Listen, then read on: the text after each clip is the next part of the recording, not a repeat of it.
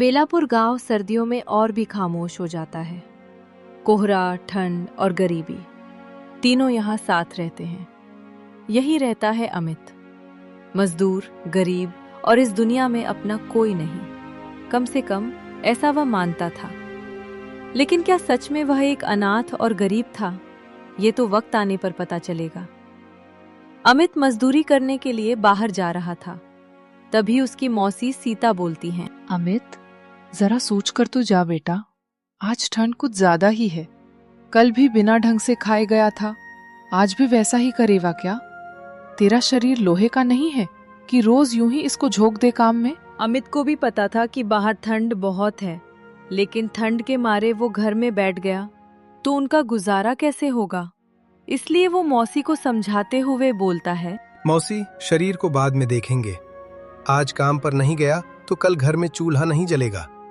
ऊपर से ठेकेदार काम से बाहर निकाल देगा। ठंड से मर जाऊंगा पर बेकारी से नहीं। इसलिए मौसी, आप ज्यादा परेशान मत होइए।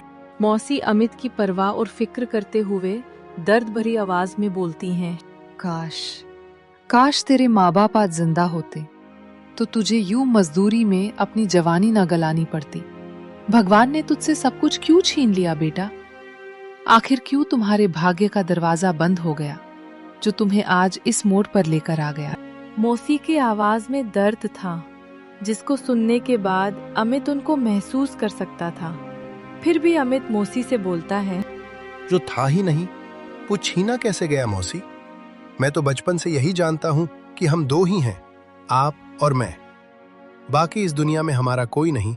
जब से मैंने होश संभाला है तब से हमारी यही हालत है, गरीबी और अकेलापन। अच्छा मौसी, अब मैं चलता हूं, नहीं तो काम के लिए देरी हो जाएगी।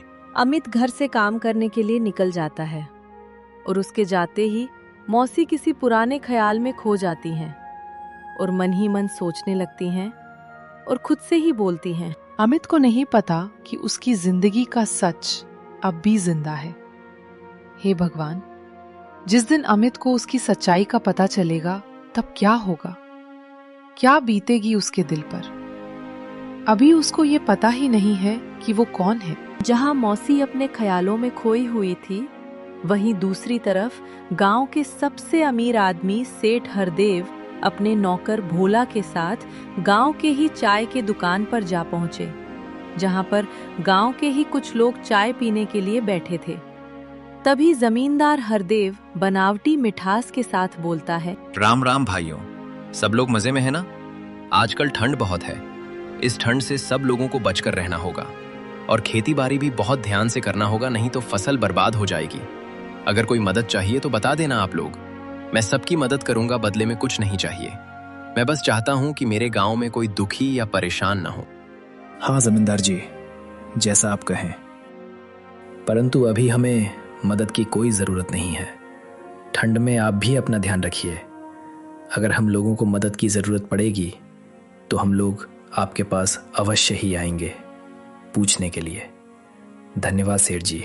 हरदेव कुछ देर सोचकर चाय वाले से पूछता है, और चाय वाले भैया, क्या हाल है आपके?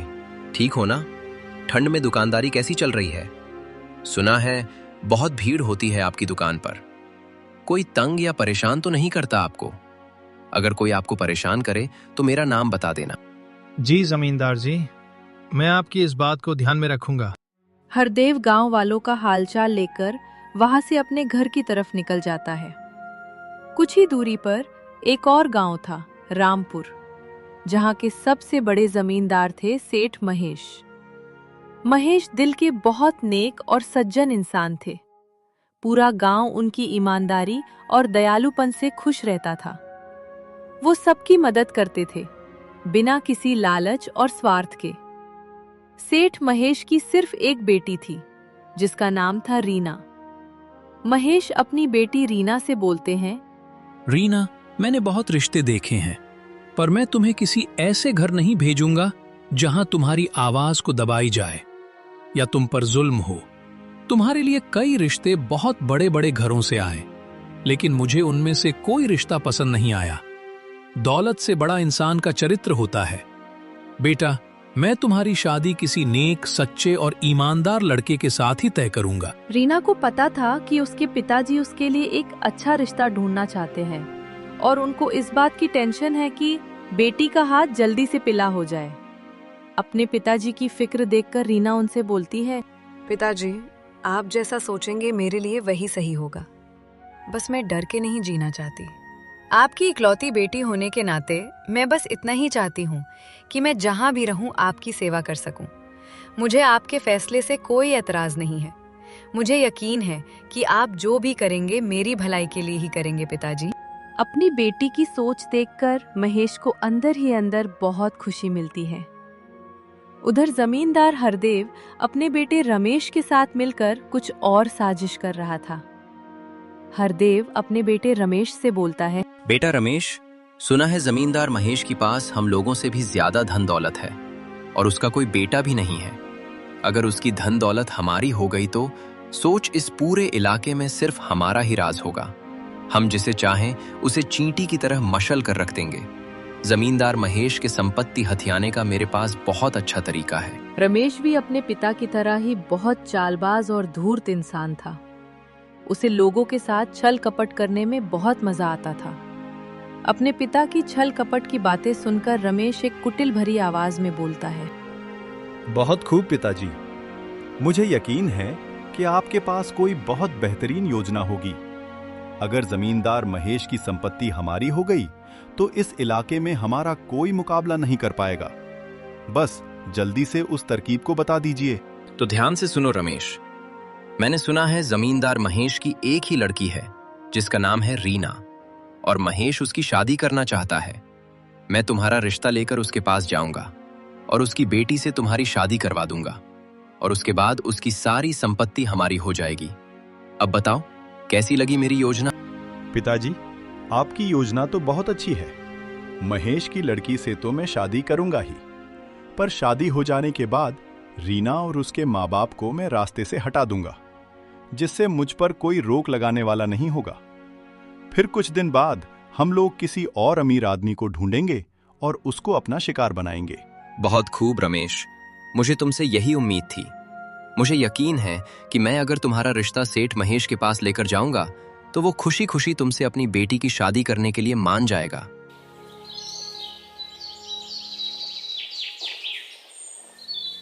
अगले दिन हरदेव अपने बेटे रमेश के साथ महेश के घर की ओर निकल जाता है। महेश को पहले से ही सूचना मिल गई थी कि जमींदार हरदेव उनसे अपने लड़के की शादी की बात करने के लिए आने वाला है। इसलिए वो पहले से ही घर के आंगन में अपनी पत्नी शीला और उनकी बेटी रीना के साथ मौजूद होते हैं। जमींदार हरदेव ज्यादा देर ना लगाते हुए महेश से शातिर आवाज में बोलता है, महेश जी, आपको तो पता ही है मैं यहाँ किस लिए आया हूँ। जरा सोचिए, अगर हम दोनों की जमीन और हम दोनों का नाम अगर एक हो जाए तो आने वाली पीढ़ियां राज करेंगी। मेरा बेटा रमेश कोई साधारण लड़का नहीं है, पढ़ा लिखा समझदार है, हर काम को बहुत अच्छे से करता है। अगर हम दोनों का परिवार मिलकर एक हो जाए तो हमारे सामने किसी की बोलने की हिम्मत नहीं होगी। हम जो चाहेंगे वो करेंगे। क्या कहते हैं आप? हरदेव की बात सुनकर सेठ महेश अपने मन में ही सोचते हैं कि जो भी बातें मैंने गांव वालों से इसके बारे में सुनी थी वो वाकई में सच निकली। महेश समझ चुके थे कि हरदेव यहाँ पर शादी की नीयत से नहीं आया है, बल्कि उसकी नजर मेरी धन दौलत और जमीन पर है।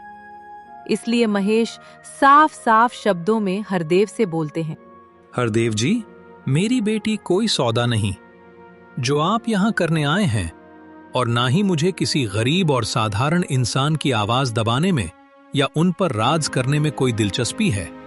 मुझे अपनी लड़की की शादी किसी नेक, ईमानदार और सच्चे दिल वाला हो उससे करनी है, चाहे वो कितना गरीब ही क्यों ना हो। और रही बात आपकी, तो मुझे आपका प्रस्ताव मंजूर नहीं है और आगे भी नहीं होगा। कृपया करके यहां से चले जाइए। सेठ महेश की बात सुनकर जमींदार हरदेव समझ चुका था कि महेश इतनी आसानी से अपनी लड़की की शादी रमेश से नहीं करेंगे। इसलिए वो चालाकी दिखाते हुए महेश से बोलता है, महेश जी, धन्यवाद आपका जो आपने अपनी इच्छा जाहिर की। मुझे खेद इस बात का है कि आपने मेरे बेटे की काबिलियत को कम आंका। भगवान करें कि आपको आपकी बेटी के लिए एक अच्छा सा लड़का मिले। अच्छा, हम लोग चलते हैं। नमस्कार। महेश जी के घर से हरदेव और कुछ बिना कहे निकल जाता है। अपने हाथों से इतनी बड़ी संपत्ति को जाते देख हरदेव चैन से बैठने वाला नहीं था। घर पहुंचने के बाद रमेश अपने पिता से गुस्से में बोलता है, पिताजी, सेठ महेश ने हम सब की इतनी बेइज्जती की और आपने कुछ नहीं बोला। लगता है कि वो भूल गया है कि हम लोग कौन हैं। मैं आपकी वजह से चुप रहा, नहीं तो मेरा मन तो कर रहा था कि उसको वही सबक सिखा दूं। अरे बेटा रमेश, तुम अब भी बच्चों की तरह बात कर रहे हो। अगर मैं उससे वहां पर लड़ाई झगड़ा कर लेता तो जो उसकी अरबों की संपत्ति है हाथ से चली जाती। अभी कम से कम हमारे पास मौका तो है उसको मनाने के लिए। और मैं भी देखता हूं कि उसको कोई ईमानदार लड़का कैसे मिलता है। तुम बस देखते जाओ, वो थक हार कर हमारे पास ही आएगा। बाप और बेटे यहाँ पर एक घिनौने साजिश को अंजाम देने के बारे में सोच रहे थे और उधर अमित मजदूरी करके वापस अपने घर की तरफ जा रहा था। और अमित मन ही मन सोच रहा था कि आज दिन भर ईंटें ढोई, पीठ टूट गई, पर शुक्र है भगवान का दिहाड़ी तो मिल गई। बस जल्दी घर पहुंच जाऊं, मौसी इंतजार कर रही होगी। आज अलाव में थोड़ी आग और डालनी पड़ेगी, ठंड कुछ ज्यादा ही चुभ रही है। तभी उसे रास्ते में एक साधु बाबा दिखाई देते हैं जिनके पास कुछ लकड़ियां थी। शायद उन लकड़ियों का वजन भारी था, इसलिए साधु बाबा उसे उठा नहीं पा रहे थे। जैसे ही अमित उनके पास जाता है तभी साधु बाबा बोलते हैं, बेटा, आज शरीर ने जवाब दे दिया है। ठंड भी हद से ज्यादा है। अगर ये लकड़ियां कुटिया तक न पहुंची तो रात काटना मुश्किल हो जाएगा। बेटा, क्या तुम इन लकड़ियों को मेरी कुटिया तक पहुंचा दोगे? अमित साधु बाबा की बात सुनकर उनकी मदद करने के लिए तैयार हो जाता है और उनसे बोलता है, बाबा, आप बार बार कोशिश कर रहे थे लकड़ी उठाने के लिए, लेकिन लकड़ी भारी है और मुझे आपकी मदद करने में कोई दिक्कत नहीं है। साधु बाबा, आप परेशान मत होइए, आप जहां कहेंगे मैं वहां पर लेकर चलूंगा। इतना कहने के बाद साधु बाबा अमित को लकड़ी अपनी कुटिया पर लेकर जाने के लिए बताते हैं। अमित बिना किसी संकोच के लकड़ी अपने सिर पर रखता है और साधु बाबा के साथ उनकी कुटिया पर पहुंच जाता है। वहां पहुंचने के बाद अमित अपने जेब से कुछ पैसे निकालता है जो उसे आज मजदूरी करके मिले थे। उन पैसे को साधु बाबा को दे देता है और उनसे बहुत मासूमियत के साथ बोलता है, बाबा, आज की दिहाड़ी से थोड़े पैसे बच गए थे, इनको आप रख लीजिए। इस ठंड में थोड़ा काम आ जाएंगे। मेरे पास बहुत पैसे तो नहीं हैं, इतने ही थे जो मुझे आपको देने के लिए उचित लगा। और कभी भी मेरी जरूरत लगे तो मैं यहीं पास के गांव में ही रहता हूँ, मुझे बुला लीजिएगा। मुझे आपकी सेवा करके बहुत खुशी मिलेगी बाबा। अमित की ईमानदारी और दयालुपन देखकर बाबा बहुत प्रसन्न होते हैं और उससे कहते हैं, बेटा, तुम्हारा दिल बहुत नेक और पाक है और तुम बहुत दयालु भी हो। और आज मैं तुमको आशीर्वाद देता हूँ, जो तुमसे छीना गया था वो तुमको वापस मिलेगा। जो तुम्हारा था वो लौटकर तुम्हारे पास आएगा।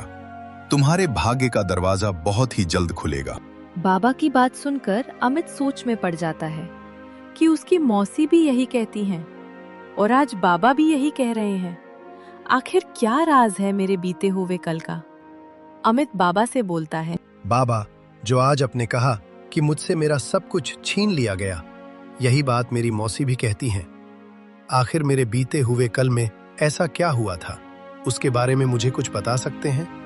मैं सच्चाई जानना चाहता हूँ। मैं अभी तुमको कुछ नहीं बता सकता, लेकिन इतना जरूर बता सकता हूँ कि तुम्हारा भाग्य बदलने वाला है और बहुत ही जल्द तुमको सब कुछ पता चल जाएगा। बस समय का इंतजार करो, आगे जो भी होगा अच्छा ही होगा। बाबा की बात सुनकर अमित वहां से अपने घर के लिए निकल जाता है। घर पहुंचने पर उसकी मौसी उससे पूछती हैं, अमित, इतनी देर क्यों कर दी बेटा? ठंड में बाहर रहना अच्छा नहीं होता। मन बैठा जा रहा था कि तुम्हें कहीं ठंड ना लग जाए। मैं मानती हूँ कि मजदूरी करना तुम्हारी मजबूरी है, पर काम खत्म होने पर तुम्हें समय से घर तो आ जाना चाहिए ना। जब तुम घर से बाहर रहते हो तो मेरा जी बहुत घबराता है बेटा। कुछ नहीं हुआ मौसी, आज रास्ते में एक साधु बाबा मिले, उनकी मदद की। पता नहीं क्यों दिल को बड़ी शांति मिली, इसलिए थोड़ी देर हो गई मौसी, नहीं तो मैं समय से घर आ जाता। अमित अपने आने वाले कल से अनजान था। उधर सेठ महेश की लड़की रीना अपनी सहेली के घर से वापस आ रही थी। तभी रास्ते में जमींदार हरदेव का लड़का रीना को अकेले देखकर रोक लेता है और रीना को धमकाते हुए बोलता है, अरे रीना जी, इतनी जल्दी जल्दी कहाँ जा रही हैं? ऐसा लग रहा है जैसे किसी से डरकर भाग रही हूँ। इतना बड़ा गांव है, इतनी खुली सड़क, और आप बिल्कुल अकेली। कहीं मन में डर तो नहीं बैठा?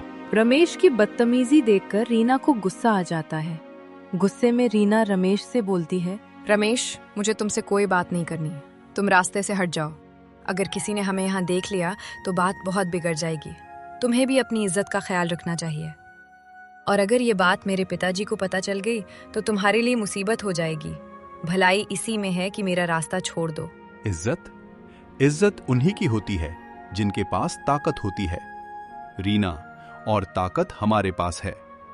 तुम्हारे बाबूजी ने हमारे रिश्ते को मना कर दिया, लेकिन इससे क्या होता है? जो हम चाहते हैं वह हमें मिलकर रहता है। ये तुम्हारी गलतफहमी है रमेश। रिश्ता मन से बनता है, डर से नहीं। मेरे बाबूजी ने जो फैसला लिया है वो सोच समझ कर लिया है। तुम जबरदस्ती करोगे तो उसका परिणाम भी भुगतने के लिए तैयार रहना। इतना कहकर रीना वहां से चली जाती है और रमेश बस चुपचाप उसको जाते हुए देखता रह जाता है। अगले दिन सेठ महेश अपने ख्यालों में खोए हुए होते हैं, तभी उन्हें बाबा की याद आती है और वो खुद से ही बोलते हैं, लगता है कि साधु बाबा के पास ही जाना पड़ेगा। वही बता सकते हैं कि रीना की शादी के लिए लड़का कहाँ मिलेगा। महेश तुरंत ही अपने घर से साधु बाबा की कुटिया की तरफ निकल जाते हैं। सेठ महेश की साधु बाबा ने पहले भी कई बार मदद की थी, इसलिए उनको यकीन था कि इस बार भी बाबा उनकी मदद करेंगे। वहां पहुंचने के बाद महेश बाबा का दरवाजा खटखटाते हैं, जिसकी आवाज सुनकर बाबा बाहर आते हैं। तब महेश उनसे बोलते हैं, बाबा, मेरी उम्र निकल गई, पर एक चिंता आज भी मन को खाए जाती है। मेरी बेटी, उसके लिए मैंने कई जगह रिश्ते देखे, पर मुझे कोई रिश्ता पसंद नहीं आया। हर जगह सिर्फ एक ही चीज देखने को मिली, धन दौलत। इसका अलावा और कुछ नहीं मिला। दौलत तो आज है, कल नहीं भी रह सकती है। लेकिन मैं चाहता हूं कि मेरी बेटी के लिए ऐसा लड़का हो जिसके अंदर इंसानियत हो, दयालु हो, और सबसे बड़ी बात, मन का सच्चा हो। महेश, मुझे पता था कि तुम जल्द ही मेरे पास आओगे, और तुम्हारी समस्या का समाधान मैंने पहले से ही कर लिया है। जिसकी तुम तलाश कर रहे हो उसका नाम है अमित। यही पास के ही गांव में रहता है। बिल्कुल नेक, दयालु और सच्चा इंसान है। हालांकि बहुत गरीब है, लेकिन उसके गरीबी के पीछे भी राज है। तुम्हारी लड़की के लिए उससे अच्छा लड़का इस दुनिया में कोई और हो ही नहीं सकता। ठीक है बाबा, जैसी आपकी आज्ञा। अगर आपने उस लड़के के बारे में बताया है तो जरूर उसमें कुछ खास होगा। आपने जो बताया है, मुझे वो मेरे लिए पत्थर का लकीर है। मैं आज ही उसके घर जाऊंगा और अपनी लड़की की शादी के लिए बात करूंगा। अच्छा बाबा, अब मैं चलता हूं। बाबा से आशीर्वाद लेकर सेठ महेश सीधा अमित के घर के लिए निकलते हैं। कुछ ही देर में वे अमित के घर पहुंच जाते हैं और वहां पहुंचने के बाद अमित को आवाज लगाते हैं, जिनकी आवाज सुनकर अमित और उसकी मौसी दोनों लोग बाहर आ जाते हैं। सेठ महेश ज्यादा देरी ना करते हुए सीधा मुद्दे की बात करते हैं और बोलते हैं, अमित, मैं तुम्हारी ईमानदारी और सच्चाई से बहुत प्रभावित हूं। जिस तरह से तुमने साधु बाबा की मदद की और उनके प्रति तुमने अपना दयालुपन दिखाया, वो काबिले तारीफ है।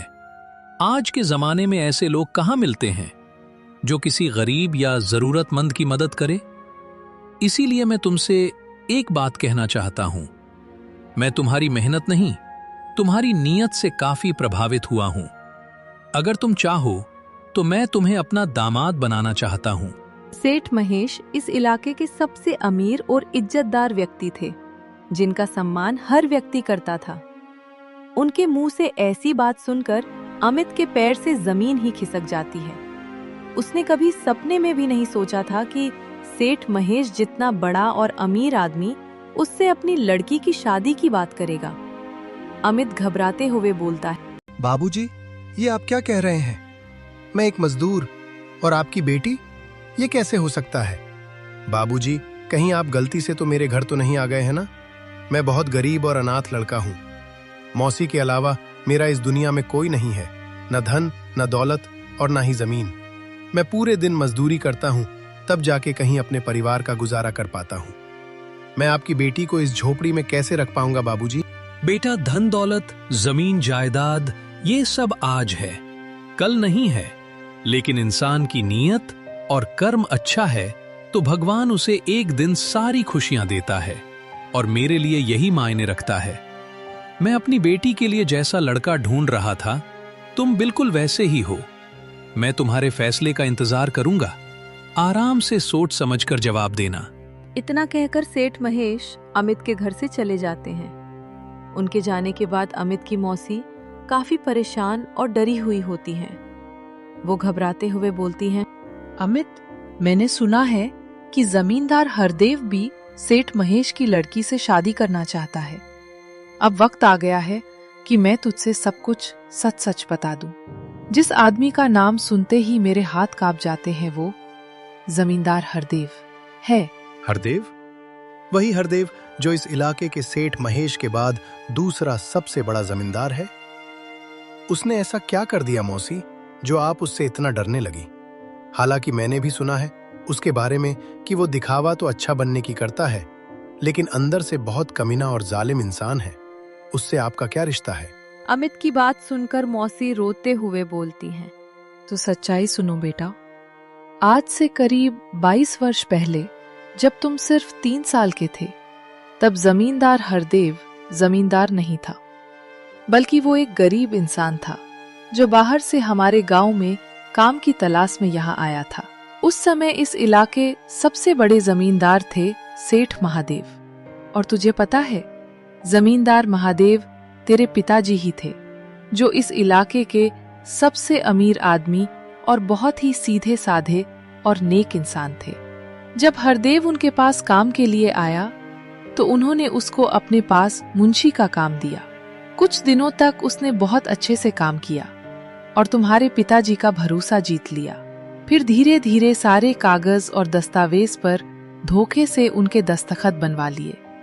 उसने कुछ गुंडों को बुलाकर तुम्हारे माँ बाप को उसी हवेली में कैदी बनाकर रख लिया और तुझे मेरे साथ इस दूर गांव में भेज दिया और धमकी दी कि कभी भी इस बात को मैंने किसी से बताया तो वो तुम्हें खत्म कर देगा। मौसी के मुंह से सच्चाई सुनने के बाद अमित पर एक ही पल मानो दुखों का पहाड़ टूट गया था।